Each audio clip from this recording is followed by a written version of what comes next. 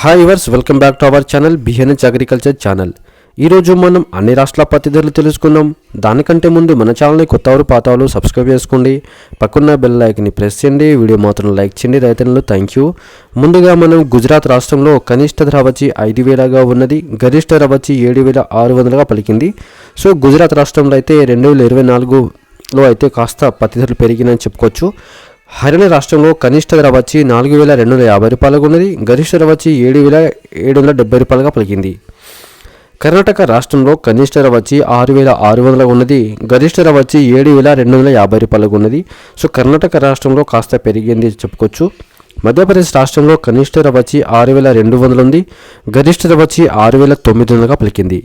మహారాష్ట్ర రాష్ట్రంలో అకోలా మార్కెట్లో అయితే కనిష్ట ధర వచ్చి 6,640 రూపాయలకు ఉన్నది, గరిష్ట ధర వచ్చి 7,060 రూపాయలకు ఉన్నది.